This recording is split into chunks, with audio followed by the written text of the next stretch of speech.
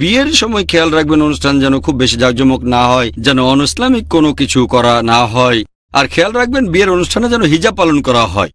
তো প্রিয় দর্শক, ডাক্তার জাকির নায়েক একটি বোন প্রশ্ন করলেন যে আদর্শ বিয়ে কিভাবে করা যাবে, কিভাবে আদর্শ একটি বিয়ে করবে, ভালোভাবে একটি বিয়ে করবে। আমাদের ইসলামে কি এটা আছে যে একটি বিয়ে করলে তারা উৎসব করবে, নাচ গান করবে, এটা কি আমাদের ইসলামে করা যাবে? একটি আদর্শ বিয়ে কিভাবে করবে? তো এই নিয়ে মাশাআল্লাহ খুবই সুন্দর জবাব দিয়েছেন সবাই প্রিয় ডাক্তার জাকির নায়েক। তো ভিডিওটি শুরু করার আগে আপনাদের ডাক্তার জাকির নায়েককে ভালোবাসে থাকেন তো অবশ্যই আমাদের আল্লাহ চ্যানেলটিকে সাবস্ক্রাইব করে ভিডিওটিকে লাইক করে দেবেন। এই ভিডিওতে আপনারা অনেক কিছু শিখতে পারবেন। তো ভিডিওটিকে লাস্ট পর্যন্ত অতি অবশ্যই দেখবেন, বিশেষ করে যুবক ভাই বোনরা অতি অবশ্যই দেখবেন, যুবক ভাইদেরকে যুবক বোনরা অতি অবশ্যই ভিডিওটিকে লাস্ট পর্যন্ত দেখবেন। এই ভিডিওতে আপনারা অনেক কিছু শিখতে পারবেন।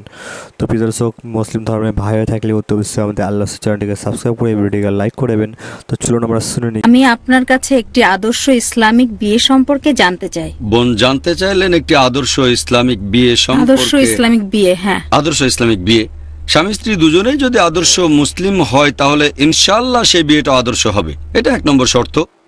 হবু স্বামী এবং স্ত্রী তারা দুজনেই যদি আদর্শ মুসলিম হয় আলহামদুলিল্লাহ অটোমেটিক্যালি বিয়েটা আদর্শ হবে। আর এটা বাদে আমাদের নবীজি সাল্লাল্লাহু আলাইহি সাল্লাম বলেছেন যে শ্রেষ্ঠ বিয়ে সেটা যেখানে খরচ সবচেয়ে কম, খুব বেশি জাঁকজমক করবেন না। এখানে আমি উৎসবের কথা বলছি, সেখানে আমাদের অনেকেই খুব বেশি জাঁকজমক করে। আমি বলবো বিয়ের যে উৎসব করবেন সেটা ইসলামিক হবে। মানুষজন সাধারণত এটা বলে যে অনুষ্ঠানে কেমন জাঁকজমক করব, কি খাবার খাওয়াবো, কেমন ডেকোরেশন করব। এজন্য বিয়ের প্রস্তুতি নিতে অনেক সময় 1 বছরও লেগে যায়। দেখবেন বিয়েটা যেন ইসলামিক নিয়ম কানুন অনুযায়ী হয়, সেটা যেন সিম্পল হয়। নবীজি বলেছেন শ্রেষ্ঠ বিয়ে সেটা যেখানে খরচ সবচেয়ে কম। এছাড়াও আমাদের নবীজি বলেছেন বিয়েকে এতটাই সহজ করে দাও যেন জেনা কঠিন হয়ে যায়। বর্তমানে বিয়েটা কঠিন হয়ে গেছে আর জেনা হয়েছে সহজ। বিয়ে মানে আমার কাছে কমপক্ষে 5-10 লাখ টাকা আছে, এটা একেবারে কমপক্ষে। আমার কাছে $50,000 থাকলে বিয়ে করতে পারবো, তা নাহলে বেশ কঠিন হয়ে যাবে। আর জেনা সহজ, কয়েকশো টাকা। তাহলে আমাদের নবীজি বলেছেন বিয়েকে এতটাই সহজ করে দাও যেন জেনা করা কঠিন হয়ে যায়। তাহলে বিয়ের সময় খেয়াল রাখবেন অনুষ্ঠান যেন খুব বেশি জাঁকজমক না হয়, যেন অনইসলামিক কোনো কিছু করা না হয়, আর খেয়াল রাখবেন বিয়ের অনুষ্ঠানে যেন হিজাব পালন করা হয়।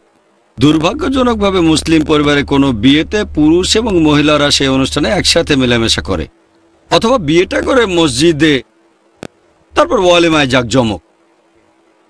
ওয়ালিমা একটা সুন্নত, খুবই গুরুত্বপূর্ণ সুন্নত, যে বিয়ে হয়ে যাওয়ার পরে, বিয়ের কয়েকদিন পরে ওয়ালিমার অনুষ্ঠান করা হয়। এটা ভালো, আলহামদুলিল্লাহ, সুন্নত। এখন নবীজি বিয়ে সিম্পল করতে বলেছেন, বিয়ে সিম্পল, ওয়ালিমার ব্যাপারে বলেননি, তাই ওয়ালিমায় জাঁকজমক। বড় কোনো একটা জায়গায় একেবারে বিশাল ডেকোরেশন, 50 লাখ 1 কোটি টাকা খরচ করে, তাহলে একটা আদর্শ ইসলামিক বিয়ের কথা যদি বলেন, হবু স্বামী স্ত্রীকে ইসলামিক হওয়ার পাশাপাশি পরিবেশও হবে ইসলামিক। পুরুষ মহিলা একসাথে মেলামেশা করবে না। অনুষ্ঠানের রিসেপশনে মহিলাদের জন্য আলাদা ব্যবস্থা করবেন, পুরুষদের জন্য আলাদা। অনেক জায়গায় মহিলাদের জন্য আলাদা রিসেপশন, পুরুষদের জন্য আলাদা, কিন্তু স্টেজ কমন। এর কোনো মানেই হয় না। রিসেপশন আলাদা, স্টেজ কমন। একটা লোক দেখানো, আমি কত সুন্দর একটা মেয়েকে বিয়ে করছি, সবাই কাছে এসে বলবে হ্যালো কি খবর, এমন করলে ইসলামিক হবে না। সেটা হিজাব অবশ্যই পালন করতে হবে। তাই খেয়াল রাখবেন সবাই যেন হিজাব মেনে চলে। মহিলারা নতুন বউ দেখুক, সমস্যা নেই। পুরুষরা বরকে দেখুক, সমস্যা নেই। পুরুষরা অন্য পুরুষদের দেখুক, তাতেও সমস্যা নেই। অনেক জায়গায় দেখবেন রিসেপশন আর স্টেজ দুটোই আলাদা, কিন্তু খাওয়ার সময় পুরুষ ওয়েটাররা চলে যাচ্ছে মহিলাদের টেবিলের কাছে। এটাও খেয়াল রাখবেন হিজাব যেন পুরোপুরি পালন করা হয়। এই ব্যাপারটা নিয়ে আগেও আলোচনা করে নিতে পারেন। আপনি বলতে পারেন প্রশ্নগুলো কি হবে, আমি বলবো কোন লেভেলের ইন্টারভিউ, প্রথম, দ্বিতীয় না তৃতীয়।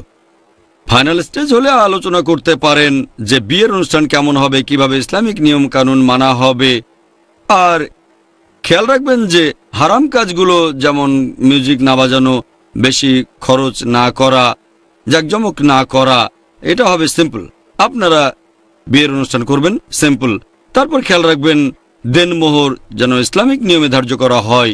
এছাড়াও আরেকটা ব্যাপারে গুরুত্ব দেয়া উচিত, সেটা হলো খেয়াল রাখবেন যখন লোকজন সেখানে আসবে তারা যেন সেই অনুষ্ঠানে ইসলাম ধর্ম সম্পর্কে কোনো ভালো কথা জানতে পারে।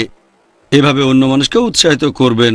তারা যেন ইসলামিক নিয়মগুলো মানেন, শুধু কালচার নিয়ে না থাকেন। ধরেন একজন ব্যবসায়ী তার ব্যবসার চুক্তি করবেন যে আমি তো ব্যবসায়ী, ব্যবসা চুক্তি করতে হবে, তাই জাঁকজমক করতে হবে।